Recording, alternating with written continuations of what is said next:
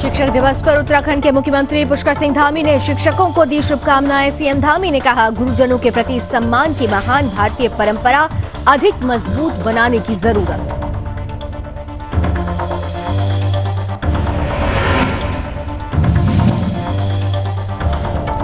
रघुनाथ मंदिर में गणेश महोत्सव कार्यक्रम आयोजित। भारी बारिश के बीच सीएम धामी ने गणेश महोत्सव में लिया प्रतिभाग। सीएम धामी ने भगवान गणेश की पूजा अर्चना कर प्रदेश के खुशहाली की कामना की।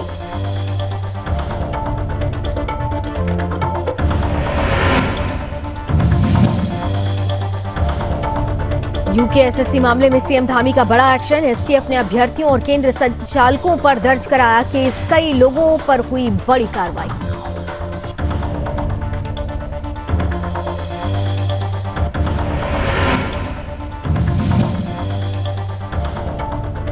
उत्तराखंड में भू कानून संशोधन को लेकर गठित समिति ने सीएम धामी को सौंपी रिपोर्ट। समिति ने अपनी रिपोर्ट में दी 23 संस्तुतियां। सीएम ने कहा, समिति की संस्तुतियों पर करेंगे विचार, भू कानून में होगा संशोधन।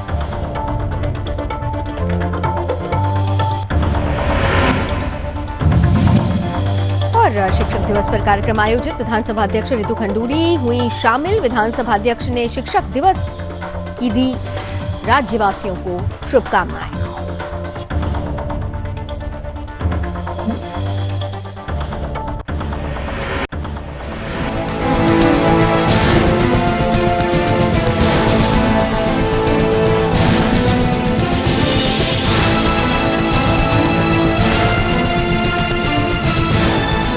आप देख रहे हैं सुदर्शन न्यूज।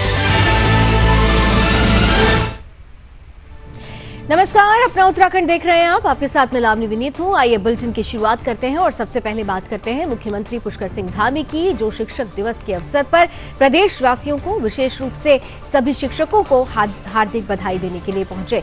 सीएम धामी ने मुख्यमंत्री आवास में पूर्व राष्ट्रपति और महान शिक्षाविद भारत रत्न डॉक्टर सर्वपल्ली राधाकृष्णन जी की जयंती पर उनके चित्र पर श्रद्धा सुमन अर्पित किए। मुख्यमंत्री ने कहा कि पूर्व राष्ट्रपति डॉक्टर सर्वपल्ली राधाकृष्णन ने शिक्षा के क्षेत्र में दिए गए योगदान से समाज हमेशा प्रेरित होगा। साथ ही सीएम धामी ने शिक्षक दिवस की सभी प्रदेशवासियों को शुभकामनाएं दी। इस दौरान मुख्यमंत्री ने कहा कि हमें अपने गुरुजनों के प्रति श्रद्धा और सम्मान की महान परंपरा को और अधिक मजबूत बनाना है। उन्होंने कहा कि देश और समाज आगे बढ़ता है जहां गुरुजनों का सम्मान होता है। साथ ही सीएम धामी ने कहा कि शिक्षक विद्यार्थियों को संस्कारवान बनाकर राष्ट्र निर्माण में महत्वपूर्ण योगदान देते हैं। हमें अपने गुरुजनों के प्रति श्रद्धा और सम्मान की महान भारतीय परंपरा को और अधिक मजबूत बनाना है।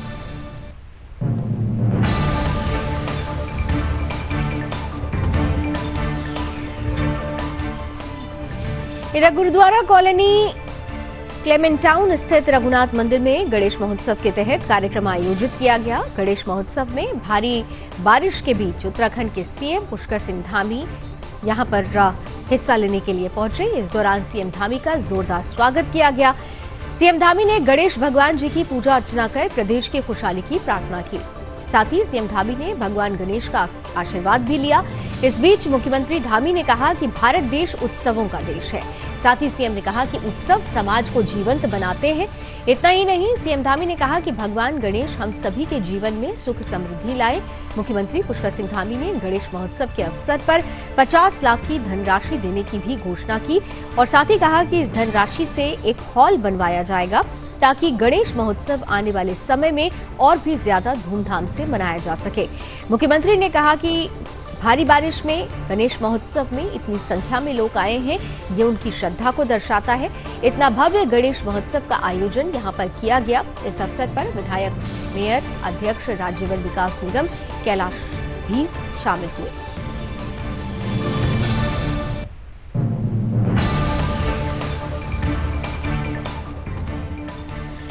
उत्तराखंड के सीएम पुष्कर सिंह धामी पूरे एक्शन में नजर आ रहे हैं। सीएम धामी ने जीरो टॉलरेंस करप्शन की नीति और नकल माफियाओं के विरुद्ध कठोर कार्रवाई के निर्देश के क्रम में एक बड़ी कार्रवाई की है। दरअसल मुख्यमंत्री पुष्कर सिंह धामी ने ऑनलाइन वन दारोगा भर्ती की जांच कराने के लिए पुलिस महानिदेशक को निर्देशित किया था, जिसके बाद डीजीपी की तरफ से सभी प्रकरण की जांच एसटीएफ को सौंप दी गई। वहीं सीएम धामी के निर्देशों के बाद उत्तराखंड एसटीएफ ने परीक्षा में धांधली की पुष्टि होने पर वन दरोगा ऑनलाइन 2021 परीक्षा में केस दर्ज किया है। मुख्यमंत्री पुष्कर सिंह धामी ने ऑनलाइन वन दारोगा भर्ती की जांच कराने के लिए पुलिस महानिदेशक को निर्देशित किया था। मुख्यमंत्री के निर्देश के बाद डीजीपी ने उक्त प्रकरण की जांच एसटीएफ को सौंपी है। मामले में साइबर क्राइम पुलिस स्टेशन पर मुकदमा दर्ज कराया गया है। मुख्यमंत्री ने लगातार जीरो टॉलरेंस ऑन करप्शन की नीति से कोई समझौता न करने की बात कही। साथ ही कहा कि भर्ती प्रक्रिया में अगर कोई अनियमितता है तो इसमें संलिप्त लोगों के विरुद्ध कठोर कार्रवाई की जाएगी, किसी भी दोषी को बख्शा नहीं जाएगा। प्रदेश के ईमानदार और परिश्रमी युवाओं के साथ सरकार अन्याय नहीं होने देगी।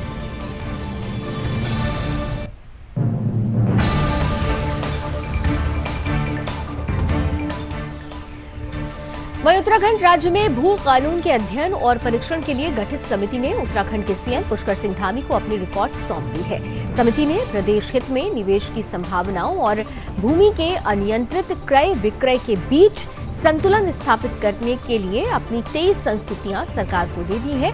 इस मौके पर पूर्व मुख्य सचिव सुभाष कुमार की अध्यक्षता में गठित समिति में सदस्य और श्री बद्रीनाथ केदारनाथ मंदिर समिति के सदस्य, पूर्व आईएएस अधिकारी अरुण धौंडियाल समिति के सदस्य सचिव के रूप में हाल ही तक सचिव राजस्व का कार्यभार संभाल रहे दीपेंद्र कुमार चौधरी मौजूद रहे। मुख्यमंत्री कैंप कार्यालय में भू कानून कमेटी के सदस्यों ने सीएम से भेंट करते हुए इससे संबंधित रिपोर्ट प्रस्तुत कर दी है। इस अवसर पर मुख्यमंत्री धामी ने कहा कि सरकार शीघ्र ही समिति की रिपोर्ट का गहन अध्ययन कर व्यापक जनहित और प्रदेश हित में समिति की संस्तुतियों पर विचार करके नई भू कानून व्यवस्था को सामने रखेगी, भू कानून में संशोधन लेकर आएगी।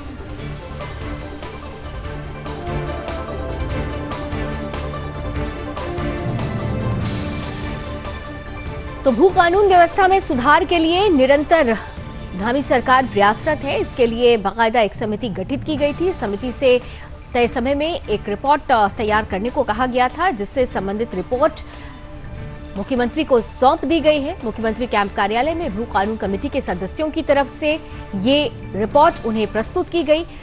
धामी सरकार का निरंतर ये प्रयास रहा है कि भू कानून में संशोधन करके भू व्यवस्था को दुरुस्त किया जाए और ऐसे में शीघ्र ही समिति की रिपोर्ट पर मुख्यमंत्री धामी का कहना है कि इस पर अध्ययन किया जाएगा और राज्य हित और जनहित में उन संस्थितियों पर विचार करके एक बड़ा बदलाव करके भू कानून में संशोधन निश्चित किया जाएगा।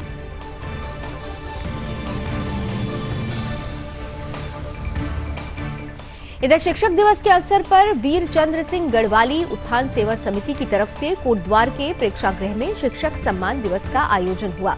इसमें विधानसभा अध्यक्ष रितु खंडूरी ने मुख्य अतिथि के रूप में हिस्सा लिया, जहां विधानसभा अध्यक्ष का जोरदार स्वागत किया गया।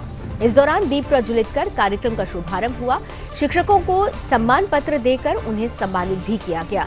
वहीं विधानसभा अध्यक्ष ने पूरे प्रदेश के शिक्षकों को शिक्षक दिवस की बधाई दी। साथ ही विधानसभा अध्यक्ष ने कहा कि आज भी शिक्षक का दायित्व बहुत बड़ा है। समाज में प्रधानमंत्री की नई शिक्षा नीति से देश के बच्चों और युवाओं को एक नई दिशा मिल रही है। वहीं विधानसभा अध्यक्ष ने प्रदेश के स्कूलों में बंद हो चुकी नैतिक शिक्षा की कक्षाओं को दोबारा शुरू करने की बात कही। साथ ही साथ उन्होंने कहा कि वो पत्र लिखकर सरकार से इन कक्षाओं को दोबारा संचालित करने की मांग करेंगी।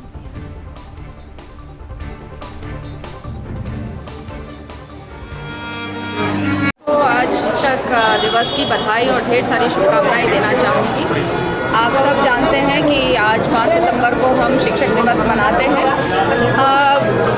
इसलिए मैं सभी को ढेर सारी शुभकामनाएं और बधाई देना चाहूँगी। आज मैं एक कार्यक्रम में कोटद्वार में आज दूसरे कार्यक्रम में आई हूँ और मुझे बहुत खुशी है कि यहाँ पर हमारे जो शिक्षक हैं उन लोगों को सम्मान दिया गया, सम्मान के अधिकारी भी हैं, क्योंकि समाज कैसा हो, किस तरह से समाज आगे बढ़े, समाज की दिशा क्या हो, उसमें शिक्षकों का बहुत बड़ी भूमिका रहती है। इधर उत्तराखंड के सीएम पुष्कर सिंह धामी ने बागेश्वर का 2 दिवसीय दौरा किया। इस दौरान सीएम धामी ने जनता से मुलाकात की। साथ ही सीएम धामी ने बागेश्वर की जनता को बड़ी सौगात दी।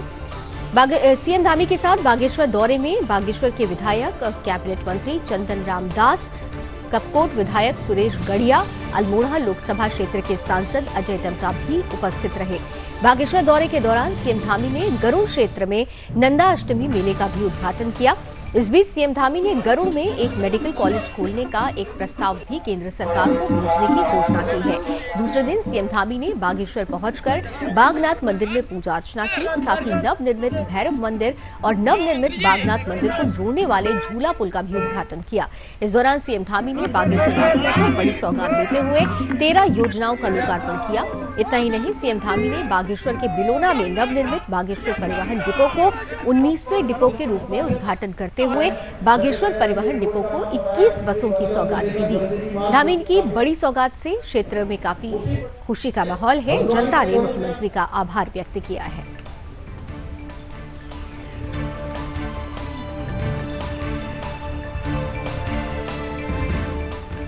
बात आइए हरिद्वार की कर लेते हैं, जहां पुलिस प्रशासन को बड़ी कामयाबी हाथ लगी है। सिडकुल थाना क्षेत्र के अंतर्गत बीती 13 जून को अंकित नाम के एक व्यक्ति की चाकुओं से गोदकर हत्या कर दी गई थी।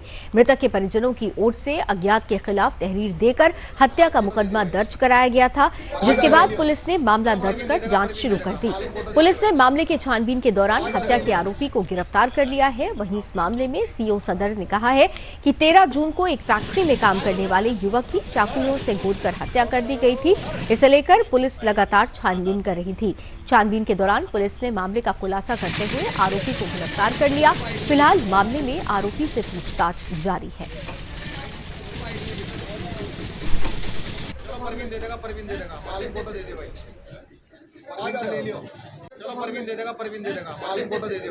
दरअसल यहाँ सिडकुल क्षेत्र में जो है 13/4 को एक व्यक्ति की चाकू लगा की मार के हत्या की गई थी।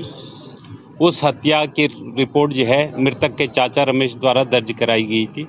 अंकित नामक व्यक्ति की हत्या हुई थी। वो नौगांव सादात अमरोहा का रहने वाला था, यहाँ फैक्ट्री में मजदूरी करता था।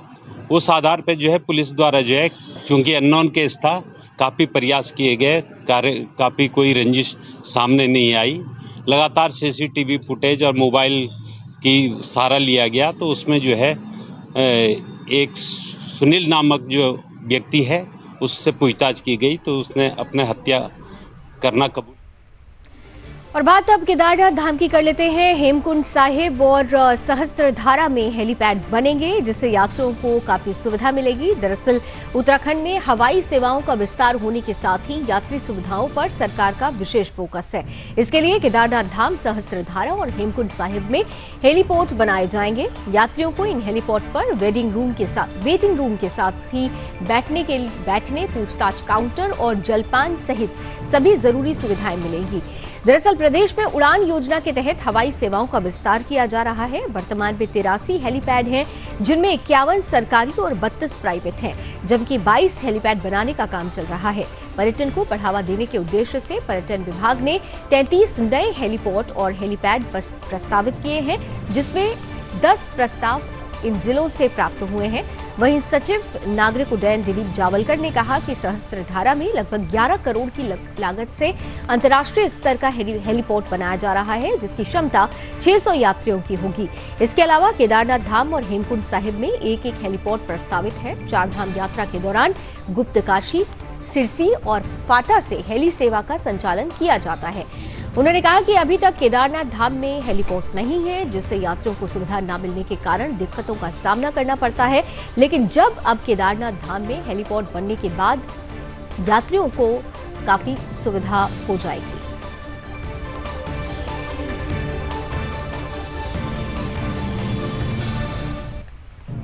वहीं रामनगर नैनीताल में गणपति बप्पा की शोभा यात्रा धूमधाम से निकाली गई, जिसमें नगर और ग्रामीण क्षेत्र के मोहल्लों से गणपति बप्पा की प्रतिमा विसर्जन के लिए नगर में शोभा यात्रा के रूप में निकाली गई।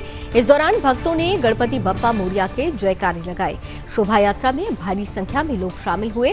साथ ही भक्तों ने गणपति बप्पा मोरिया अगले बरस तू जल्दी आना के जयकारे लगाए, जिससे पूरा माहौल भक्तिमय हो गया।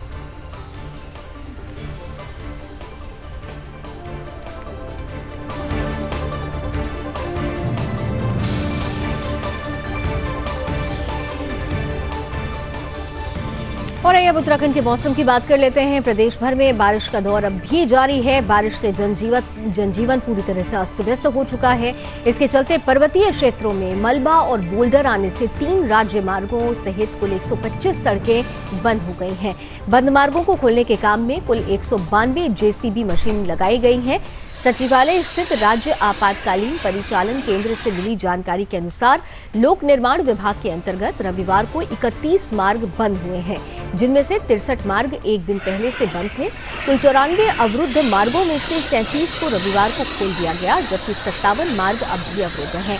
इनमें 3 राज्य मार्ग, 1 मुख्य जिला मार्ग, 3 अन्य जिला मार्ग और 50 ग्रामीण मार्ग शामिल हैं। सड़कों को खोलने के काम में लोनीवी की सड़कों पर 118 और पीएमजीएसवाई की सड़कों पर 74 जेसीबी मशीनें लगाई गई हैं।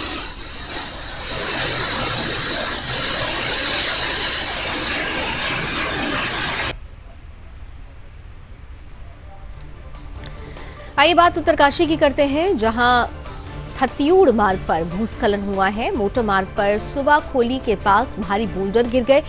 थत्यूड़ मोटर मार्ग पर भूस्खलन में यातायात बाधित हो गई है। सड़क पर दोनों तरफ वाहनों की लंबी कतार लग गई है, जिससे लोगों को आने जाने में काफी दिक्कतों का सामना करना पड़ रहा है।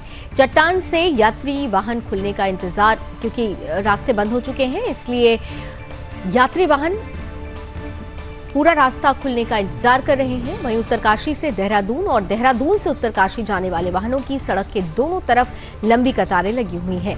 जिला आपदा प्रबंधन कार्यालय में ये बताया गया है कि मोटर मार्ग पर यातायात बहाल करने के लिए अभी कुछ और समय लग सकता है।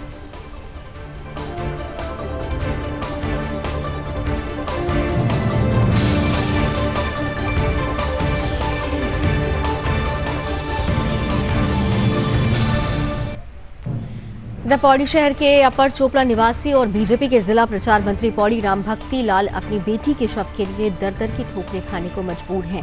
दरअसल रामभक्ति लाल की बेटी पुलिस विभाग में कांस्टेबल के पद पर तैनात थी। बीती 4 जून को बद्रीनाथ हाईवे के पागल नाला में हुई कार दुर्घटना में उनकी मृत्यु हो गई। महिला कांस्टेबल तब से लापता हो गई हैं, जिसके बाद से इस संबंध में उनकी तरफ से प्रदेश के सीएम से जल्द उनकी बेटी का पता लगाने की मांग की गई है, जिसमें अपर चोपड़ा निवासी ने बताया कि उनकी 30 साल की बेटी प्रेमलता बद्रीनाथ में यात्रा ड्यूटी पर तैनात थी। उन्होंने बताया कि 4 जून की रात में बद्रीनाथ हाईवे पर पागल नाले के पास कार दुर्घटना हुई, जिसके बाद से उनकी बेटी लापता है। उन्होंने कहा कि 3 महीने गुजर जाने के बावजूद भी उनकी बेटी का अभी तक कुछ पता नहीं चल सका है। राम भक्ति ने कहा कि वाहन दुर्घटना में 2 अन्य के शव मिल चुके हैं, मगर उनकी बेटी का अब तक कुछ भी पता नहीं चल सका है। उन्होंने सीएम से लेकर पुलिस के आला अधिकारियों तक बेटी को खोजने की गुहार लगाई, लेकिन आज तक उनकी बेटी का कुछ पता नहीं चल सका। उन्होंने सीएम से जल्द अपनी बेटी का पता लगाने की मांग की है।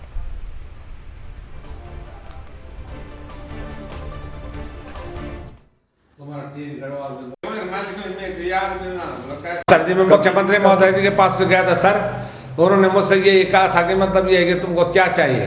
मैंने कहा साहब मुझे कुछ नहीं चाहिए, मुझे सिर्फ लड़की दिला दीजिए, आप किसी भी यंत्रों द्वारा निकाल दीजिए लड़की को और मैं लड़के की अंत्येष्टि कर दूंगा और मुझे शांति हो जाएगी। अब उन्होंने पत्र ऊपर भेजा कि नहीं भेजा उसके मैं नहीं जानता।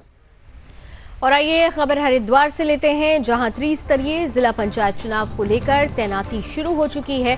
हरिद्वार के ब्लॉक बहादराबाद में नामांकन के लिए प्रचार लेने के लिए प्रत्याशियों में उत्सुकता नजर आ रही है, जहां प्रत्याशी ग्राम प्रधान, बीडीसी और पंचायत सदस्य के लिए पर्चा लेकर हंसते नजर आ रहे हैं।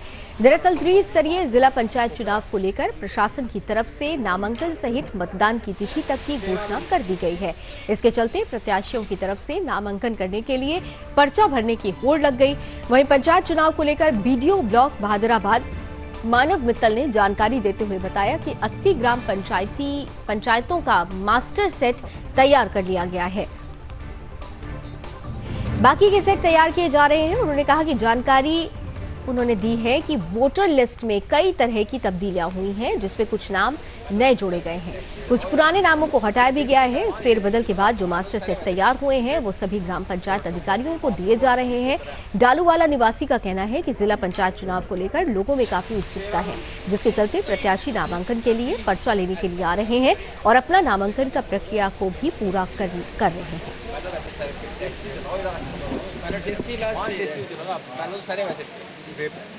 जनता के बीच में उत्साह है, क्योंकि एक तो समय से चुनाव नहीं हो पाए, 2.25 साल हो गए, जनता इंतजार कर रही थी और बहुत उत्साह है। और यहाँ पे क्षेत्र पंचायत और जिला पंचायत का तो जिला पंचायत में मिलेगा और यहाँ पे मेंबर का भी पर्चा मिल रहा है। तो हमारे कुछ साथी हैं जो जिनके साथ मैं भी आया हूँ पर्चा लेने के लिए, और बहुत उत्साह है लोगों के बीच में, बहुत ही खुशी मना रहे हैं लोग इस चीज़ की। विकासखंड बहादुराबाद में अभी वार्ड मेंबर के, प्रधान के और बीडीसी मेंबर के पर्चे बिकने कल से स्टार्ट हो गए। कल जो पर्चे बिके थे 544 पर्चे हम लोगों ने यहाँ से बिक्री हुआ था, और आज का अभी का लेटेस्ट फिगर 729 का है जो अभी तक बिक चुके हैं। 8 तारीख तक इसमें बिक्री हमारी रहेगी, 8 तारीख तक क्योंकि नामांकन का आखिरी दिन है, तो तभी तक हम लोग यहाँ पे पर्चों की बिक्री करेंगे। बात करेंगे जमा भी ये विकासखंड कार्यालय में ही होंगे, और 6 तारीख से नामांकन प्रक्रिया की जो तारीख है वो स्टार्ट होगा। 6 से 8 का इसमें जमा करने का तारीख है। तो चुनाव आयोग की तरफ से आचार संहिता लागू हो गई है, तैयारियां शुरू हो चुकी हैं। और अब बात कर लेते हैं ऋषिकेश में फैलते हुए डेंगू की, लेकिन मलेरिया कार्यालय की तरफ से लापरवाही कम होने का नाम नहीं ले रही है। जनपद में डेंगू और मलेरिया की रोकथाम के लिए जिला मलेरिया कार्यालय में धांधली करने का मामला सामने आया है। नगर निकायों को एक्सपायरी डेट की कीटनाशक दवाओं की खेप भेजी जा रही है। दरअसल नगर निगम तक में इन एक्सपायरी दवाओं के पहुंचने पर इसका खुलासा हुआ है, जिसके बाद निगम प्रशासन ने ये दवाएं वापस लौटा दी। इस बात को लेकर जब नगर आयुक्त से जानकारी मांगी गई तो तत्काल नगर निगम प्रशासन ने एक्शन दिखाते हुए इस बाबत जिला मलेरिया कार्यालय को पत्र लिखकर अवगत कराया। नगर आयुक्त राहुल कुमार गोयल ने बताया, जिले में मलेरिया कार्यालय को ये दवाएं वापस भेजी जा रही हैं। दरअसल डेंगू और मलेरिया की रोकथाम के लिए संबंधित विभाग विभिन्न माध्यमों से जागरूकता अभियान चला रहा है। नगर निकायों को छिड़काव के लिए भी कीटनाशक दवाओं की खेप भेजने का काम किया जा रहा है। 2 सितंबर को 10 लीटर कीटनाशक दवा जिला मलेरिया कार्यालय से नगर निगम को भेजा गया। कीटनाशक दवाओं की बोतल पर मैन्युफैक्चरिंग के साथ साथ एक्सपायर डेट मिटी हुई लिखी गई थी। खास बात यह रही कि ये कीटनाशक दवा सिर्फ नगर निगम ही नहीं बल्कि जिले की अन्य निकायों को भी सप्लाई की गई है, जिसमें साफ तौर पर जिला मलेरिया कार्यालय की लापरवाही नजर आती है। इससे ये भी पता चलता है कि आखिर कैसे जनपद में डेंगू और मलेरिया की रोकथाम के लिए काम किया जा रहा है।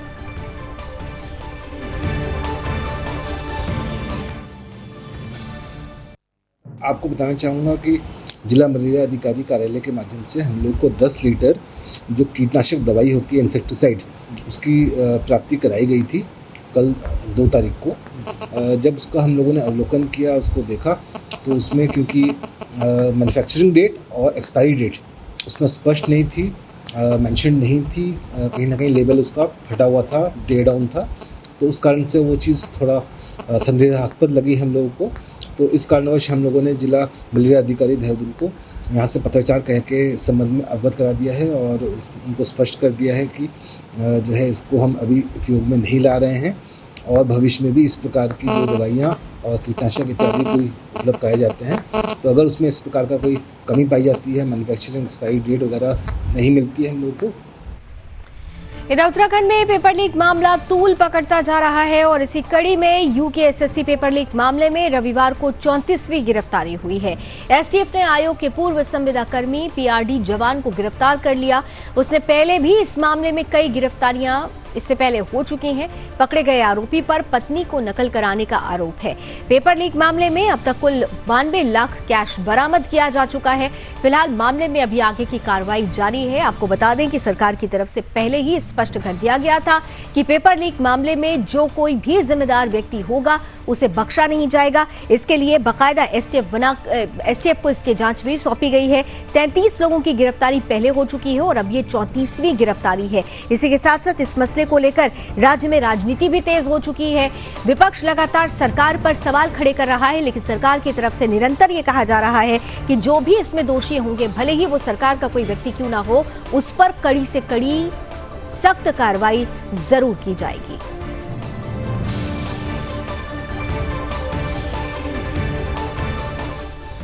इधर हरिद्वार जनपद में त्रिस्तरीय पंचायत चुनाव का आगाज हो चुका है। निर्वाचन आयोग की तरफ से शहरी इलाकों को छोड़कर चुनावी आदर्श आचार संहिता लागू करते हुए इसके अनुपालन के लिए अधिकारियों को भी सख्त निर्देश दिए जा चुके हैं। वहीं चुनावी प्रक्रिया में शामिल हथियारों को जमा कराने के लिए लक्सर पुलिस ने भी अल्टीमेटम जारी कर दिया है। दरअसल लक्सर के थानेदार यशपाल सिंह बिष्ट ने चुनावी मौसम में शराबबंदी पर जोर देने के अलावा निर्धारित समय अवधि में असलाहा हथियार को जमा करने की हिदायतें देकर अल्टीमेटम जारी किया। इस दौरान नियम का उल्लंघन करने और असलाहा हथियार जमा नहीं किए जाने पर पुलिस महकमा उनके हथियार संबंधित लाइसेंस निस्तारीकरण की कार्रवाई को अंजाम दिया जाएगा।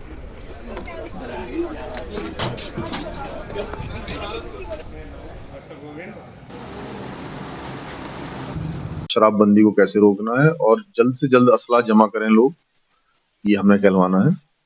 और मेरी आप लोगों के माध्यम से भी अपील है कि भाई लोग जल्द से जल्दी अपने असला जमा करें, नहीं तो इसमें लाइसेंस निरस्तीकरण की कार्रवाई 3 दिन बाद प्रारंभ कर दी। और वहीं उत्तराखंड के खटीमा से खबर है, जहां उस समय हड़कंप मच गया जब सीमांत खटीमा के झनकैया बंगाली कॉलोनी के जंगल में शनिवार को एक युवक का शव संदिग्ध परिस्थितियों में मिला, जिससे इलाके में सनसनी फैल गई। जिसके बाद स्थानीय लोगों ने मामले की सूचना पुलिस को दी। वहीं मौके पर पहुंची पुलिस ने मामला दर्ज कर शव पोस्टमार्टम के लिए अस्पताल भेज दिया। फिलहाल मामले में आगे की जांच जारी है।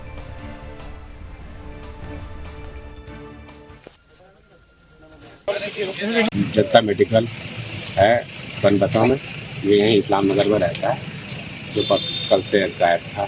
घर से परसों शाम को घर से निकला था, उसके बाद नहीं मिला तो उसकी खोजबीन की गई तो आज उसकी डेड बॉडी मिली। डेड बॉडी में फॉरेंसिक टीम बुलाई गई है, सही से जांच की गई है, पीएम के लिए भेजा जा रहा है। जैसे पीएम रिपोर्ट आएगी कार्रवाई। इधर उत्तराखंड में उस वक्त हड़कंप मच गया जब बद्रीनाथ राष्ट्रीय राजमार्ग पर दर्दनाक हादसा हुआ। जोशीमठ से चमोली की ओर जा रहा एक डंपर अनियंत्रित होकर गहरी खाई में जा गिरा। हादसा इतना जबरदस्त था कि नदी में गिरते ही डंपर के परखच्चे उड़ गए। नीचे अलकनंदा नदी होने के कारण डंपर नदी में समा गया। इस दौरान डंपर में सवार चालक की दर्दनाक मृत्यु हो गई। एसआई विनोद रावत ने बताया कि सूचना मिलने पर एसडीआरएफ और पुलिस की टीम मौके पर पहुंची। टीम ने रेस्क्यू कर एक शव को बरामद किया, जो कि डंपर चालक था। डंपर चालक चमोली का रहने वाला बताया जा रहा था, जिसकी हादसे में मौत हो गई। फिलहाल पुलिस ने मामला दर्ज कर शव को पोस्टमार्टम के लिए अस्पताल भेज दिया है और मामले में आगे की जांच जारी है।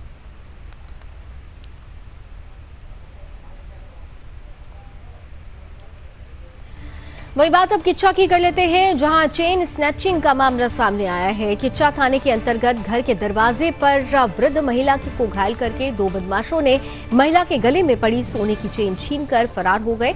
वार्ड 4 में 60 वर्षीय एक महिला अपने घर के दरवाजे पर झाड़ू लगा रही थी। इस बीच बाइक सवार 2 युवक वहां मौके पर पहुंचे। इस दौरान एक युवक महिला के पास पहुंचा और किसी व्यक्ति का पता पूछने का बहाना कर बात करने लगा। आरोपी युवक ने इसी दौरान अचानक महिला को धक्का देते हुए उनके गले में पड़ी सोने की चेन छीनकर फरार हो गया। वहीं इस घटना में महिला चोटिल भी हो गई, जिसके बाद स्थानीय लोगों ने पुलिस को सूचना दी। वहीं मौके पर पहुंची पुलिस ने मामले को दर्ज कर घायल महिला को इलाज के लिए अस्पताल में भर्ती करा दिया है।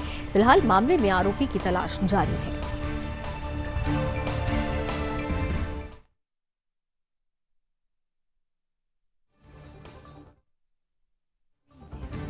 लगभग 6 बजे डेली वो सुबह घर के बाहर सफाई करती हैं। वाइफ हमारी, और सफाई करती हैं। वो सुबह सफाई कर रही थी, लड़के 2 आए। एक ने पल्सर मोटरसाइकिल खड़ी करी, जैसा कि लोग बता रहे हैं पल्सर मोटरसाइकिल थी, मुझे तो मालूम नहीं। और पल्सर खड़ी करी, दूसरा आया जी, वो कुछ पता पूछने लगा, जी हम नए हैं, ये है वो है। तब तक बोली क्या, वो गले से चैन छीन के जो है भाग गए और उनको धक्का दे गए, गिर गए। उनका हाथ फट गया यहाँ से और उनको हल्द्वानी रेफर कर दिया। अब वो हल्द्वानी में हॉस्पिटल में इस समय। और इसमें हमने अपनी टीम लगा दी है, जो आसपास के कैमरे वगैरह हैं वो सब हम चेक करवा रहे हैं, और जो उसमें अगर कुछ ऐसा मिलता है तो उसके खिलाफ कार्रवाई की जाएगी। मैंने एक मांग रखी है कि जिस तरीके से हाल फिलहाल में चैन स्नैचिंग की घटनाएं अपने शहर में बढ़ रही हैं, इस पर तत्काल प्रभाव से रोक लगाई जाए और पुलिस जो है अपराधियों को जल्द से जल्द पकड़े।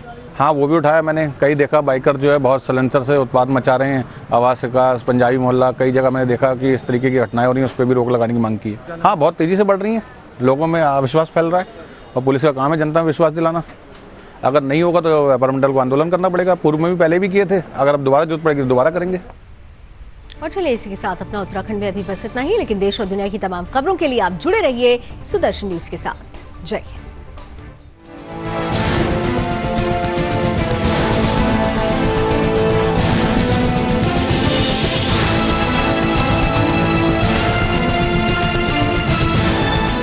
आप देख रहे हैं